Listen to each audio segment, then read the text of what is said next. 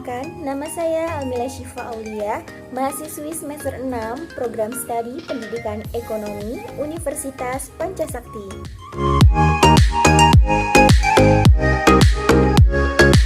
Tujuan pembuatan video ini adalah untuk memenuhi tugas mata kuliah Perekonomian Internasional dengan dosen pengampu Ibu Irvia Eriza, MPD.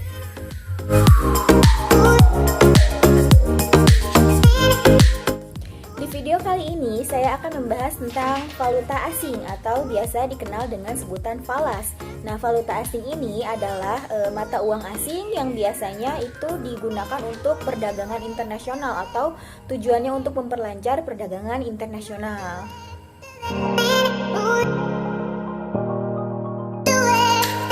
Zaman dahulu manusia belum mengetahui mata uang resmi, nah sehingga mereka melakukan transaksi dengan cara barter. Nah, dikarenakan sistem barter ini memiliki kelemahan, maka digantikanlah dengan sistem emas dan juga perak. Jadi setelah sistem barter, manusia melakukan transaksi dengan emas ataupun perak. Nah, sehingga pada tanggal 22 Juli 1944 diadakanlah Konferensi Moneter Internasional yang dihadiri oleh 44 negara untuk menentukan suatu sistem pertukaran mata uang yang tetap. Nah, dari sini perkembangan perekonomian dunia bergerak positif. Nah, hingga pada akhirnya pada tahun 1990 perekonomian Amerika yang menjadi standar dari perekonomian dunia mengalami kondisi yang kurang baik, sehingga terjadinya penurunan kepercayaan antara negara terhadap dolar juga menurun.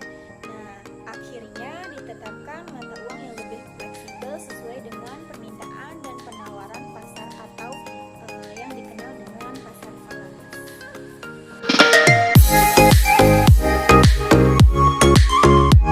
Sistem falas atau valuta asing yang pertama itu adalah sistem kurs bebas. Nah, sistem kurs bebas ini hanya berlaku pada tempat terjadinya transaksi.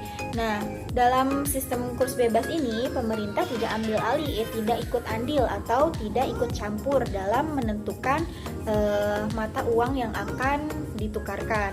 Nah, kemudian yang kedua adalah sistem kurs tetap. Nah, berbeda dengan kurs bebas, nah kurs tetap ini justru pemerintah yang menentukan mata uang yang akan ditukarkan secara mutlak. Kemudian yang ketiga adalah sistem kurs terkendali. Nah, sistem kurs terkendali ini merupakan gabungan antara kurs bebas dan juga kurs tetap, sehingga nilai tukar mata uang dapat bergerak naik turun secara bebas dengan intervensi pemerintah untuk mencegah pergerakan yang terlalu ekstrim.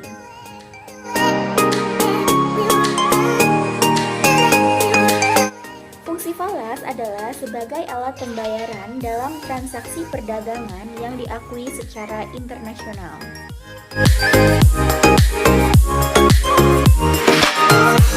Fungsi falas secara detail itu yang pertama adalah sebagai alat tukar internasional. Nah, falas ini berfungsi sebagai alat pertukaran perdagangan internasional. Nah, seperti contohnya itu, misalnya Indonesia membutuhkan barang atau jasa yang ada di suatu negara. Nah, kemudian Indonesia itu membayar dengan menggunakan falas yang berlaku di negara tersebut. Nah, kemudian yang kedua yaitu sebagai alat pembayaran internasional. Nah, ini deskripsinya hampir sama dengan yang pertama ya, yaitu sebagai alat tukar internasional. Jadi falas ini berguna untuk pembelian atau perdagangan internasional.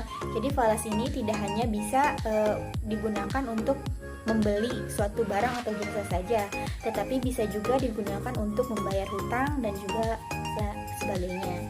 Kemudian falas juga berfungsi sebagai pengendali kurs. Nah, nilai kurs harus dikendalikan karena dapat bergerak secara fluktuatif naik atau turun. Agar tidak terjadi lonjakan yang ekstrim, pemerintah menggunakan falas untuk mengendalikan kurs mata uang di negaranya.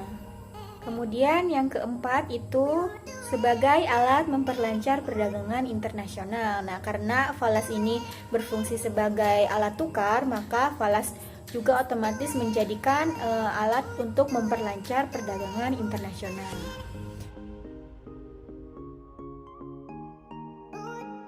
Seperti itu, demikian penjelasan dari saya. Kurang lebihnya mohon maaf. Semoga menambah ilmu pengetahuan untuk kita semua, dan terima kasih atas waktunya. Wassalamualaikum warahmatullahi wabarakatuh.